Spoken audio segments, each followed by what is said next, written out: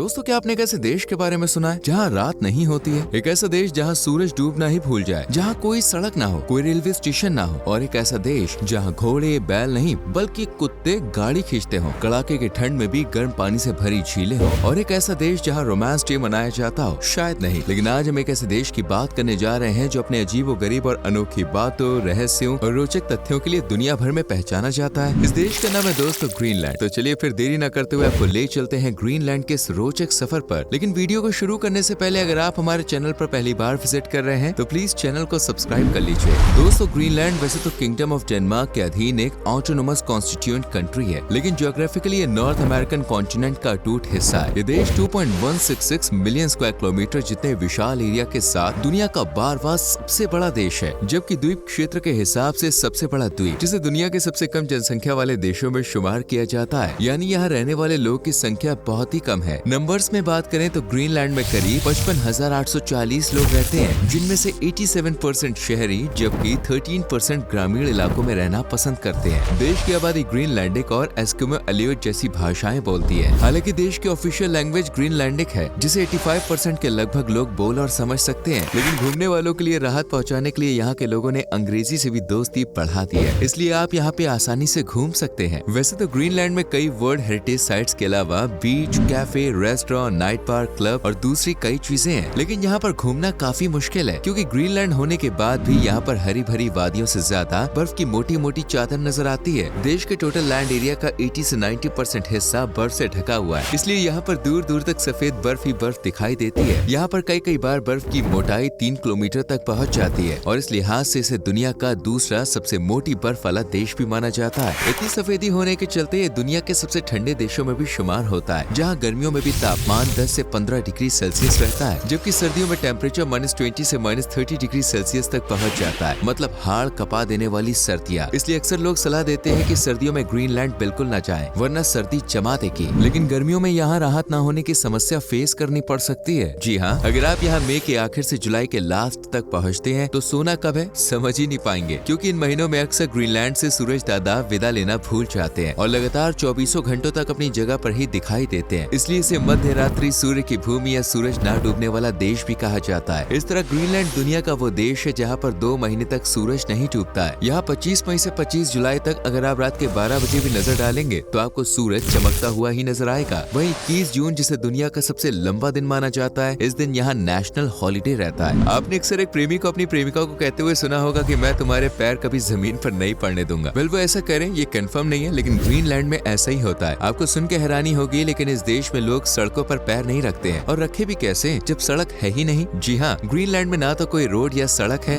ना ही कोई railway station. इतने ही नहीं, यहाँ पर कोई इनलैंड वाटरवेज भी नहीं है, और आने जाने के लिए लोग हेलीकॉप्टर, प्लेन, नाव या फिर डॉग स्लेड गाड़ियों का इस्तेमाल करते हैं। डॉग स्लेड गाड़ी की बात करें तो ये बर्फ पर चलने वाली एक गाड़ी है जिसे ग्रीनलैंड में कुत्ते खींचते हैं। इस गाड़ी में पहिए नहीं होते और ये कुछ हमारे सपनों में आने वाले सेंटा क्लॉज की गाड़ी जैसी होती है। बस फर्क इतना है कि इसे खींचने का काम घोड़े या कोई और जानवर नहीं बल्कि कुत्ते करते हैं। अगर आपको ग्रीनलैंड पहुंचना है तो उसके लिए डेनमार्क और आइसलैंड के जरिए कनेक्टिविटी है, तो आप वहां से पहुंच सकते हैं। ग्रीनलैंड की राजधानी दोस्तों नुक है, जहां देश की कुल आबादी का लगभग 1/3 हिस्सा रहता है, यानी 19,800 से भी ज्यादा लोग, जबकि बाकी के शहरों में गिने चुने लोग ही नजर आते हैं। इस शहर में university of Greenland, art museum, sports stadium, cultural centre and international airport जैसी कई रिमार्केबल चीजें और जगहें मौजूद हैं। ग्रीनलैंड में लोगों की आबादी बेशक कम है, लेकिन इन्हें दुनिया के सबसे क्रिएटिव लोग की लिस्ट में शामिल किया जाता है, जिनका दिमाग आर्ट और क्रिएटिव चीजों को बहुत जल्दी कैच करता है। यहाँ पर हर घर की दीवार पर आपको रंग बिरंगी सुंदर सुंदर कलाकृतियाँ, पेंटिंग्स देखने को मिलेंगे। इतना ही नहीं, आपदा में अवसर कैसे ढूंढना है ये लोग बड़े अच्छे से जानते हैं। बर्फ को काट काट के ये लोग अलग अलग शेप्स बनाते हैं, जिन्हें देखने टूरिस्ट भागे चले आते हैं। हाल ही में ग्रीनलैंड की बर्फ को लेकर हुई एक रिसर्च में एक चौंकाने वाला सच पता चला है। वैज्ञानिकों के अनुसार ग्रीनलैंड में जो आइस शीट है वो आज से तकरीबन 2.6 मिलियन ईयर्स पुरानी है, यानी ग्रीनलैंड और बर्फ का रिश्ता लाखों सालों से है। आपको यकीन नहीं होगा, लेकिन इस देश को दुनिया के लिए खतरे के रूप में देखा जाता है। दरअसल ग्रीनलैंड में इतने ग्लेशियर्स मौजूद हैं कि अगर ये पिघल जाए तो समुद्र का लेवल 7 मीटर तक बढ़ जाएगा। ऐसे में बाढ़ और भयानक सुनामी पूरी दुनिया में तबाही ला सकती है। और एक्सपर्ट्स की माने तो लगातार हो रही ग्लोबल वार्मिंग की वजह से ग्रीनलैंड में लाखों सालों से जमे ग्लेशियर्स पिघलने लगे हैं। अगर ऐसा हुआ तो आप समझ सकते हैं कि ग्रीनलैंड का अंत तो होगा ही, साथ ही दुनिया में भी सुनामी या कहे जल प्रलय आ जाएगी। इसलिए ग्रीनलैंड को दुनिया के लिए खतरे की घंटी के रूप में देखा जाता है। ग्रीनलैंड जाने के बाद वैसे तो कई बातों का ध्यान रखना जरूरी है, लेकिन सबसे जरूरी है पोलर बेयर से सेफ्टी और दूरी। गलती से भी पोलर बेयर को नुकसान पहुंचाने की गलती ना करें, वरना यहाँ के लोग और खुद पोलर बेयर आपको नुकसान पहुंचाने की गलती कर बैठेंगे, क्योंकि ये बहुत ही खतरनाक होते हैं। लेकिन अच्छी बात यह है कि जल्दी और बिना किसी कारण ये इंसानों पर हमला नहीं करते। आप इन्हें दूर से ही देख सकते हैं, क्योंकि ग्रीनलैंड इनका घर है। ऐसा इसलिए भी क्योंकि पोलर बेयर वहीं रहना पसंद करते हैं जहाँ भयानक सर्दी पड़ती है, इसलिए इनकी सबसे ज्यादा संख्या ग्रीनलैंड में ही बसती है। इतना ही नहीं, ग्रीनलैंड पोलर बेयर्स को अपना नेशनल एनिमल भी घोषित कर चुका है। पोलर बेयर के अलावा यहाँ पे आपको Arctic fox, wolf, deer, white hare और साथ ही मस्क ऑक्स भी घूमते हुए दिख जाएंगे। ये देश सैल्मन, फ्लाउंडर और हैलीबर्ट जैसी समुद्री मछलियों को अपना खाना बनाने वाली समुद्री ईगल का भी एकमात्र ठिकाना है। हालांकि ये ईगल दुनिया के दूसरे कई समुद्री इलाकों में भी मिलती है, लेकिन ग्रीनलैंड इनका पसंदीदा घर है, क्योंकि ये देश फ्लोरा एंड फौना के मामले में प्रकृति की पहली पसंद है, जहाँ जानवरों की सैकड़ों, समुद्री जीव जंतुओं की हजारों और पक्षियों के 230 के लगभग प्रजातियां पाई जाती है। इसके अलावा साल भर 400 के लगभग फूलों की प्रजातियों की महक ग्रीनलैंड को तरोताजा रखती है। इस देश में एकमात्र नेशनल पार्क है north east Greenland national park, जो दुनिया का सबसे बड़ा नेशनल पार्क है। करीब 3,75,300 वर्ग मील जितने एरिया में फैला ये पार्क द्वीप के ज्यादातर उत्तर पूर्वी भाग को कवर करता है। पार्क में पेड़ भी है और छोटे छोटे पौधों के साथ रंग बिरंगे फूल भी। शायद इन्हीं की महक है जो ग्रीनलैंड के लोग को रोमांटिक मिजाज का बनाती है। आलम यह है कि गर्मियों में जब धूप निकलती है तो लोग घर के बाहर गार्डन में ही रोमांस करना शुरू कर देते हैं। ग्रीनलैंड में एक त्योहार भी है जिसे रोमांस डे के नाम से जाना जाता है, और इस दिन सभी पति पत्नी पूरा समय एक दूसरे के साथ गुजारते हैं, एक दूसरे से ढेर सारे वादे भी करते हैं और जन्मों जन्मांतर साथ रहने का वादा जरूर करते हैं। इस देश में कमाई का मुख्य जरिया है fishing industry, tourism, mining and agriculture. हालांकि मछली पालन यहाँ लोग को सबसे ज्यादा सपोर्ट करता है, क्योंकि यहाँ 225 से भी ज्यादा तरह की मछलियाँ पाई जाती है, जिनमें व्हेल भी शामिल है। ये देश दुनिया में सबसे ज्यादा तरह की मछलियों के लिए जाना जाता है, जिनमें से कई तो ऐसी भी है जो पानी के साथ साथ बर्फ पर भी तैरती हैं। मछलियाँ पकड़ना यहाँ लोग का फेवरेट काम है, और मछलियों को दूसरे देशों में एक्सपोर्ट करके ग्रीनलैंड भी साल की अच्छी खासी रकम उठाता है। हालांकि खेती बाड़ी में यहाँ सब्जियां और फ्रूट उगाए जाते हैं, लेकिन इतने नहीं कि ज्यादा मात्रा में उन्हें एक्सपोर्ट किया जा सके।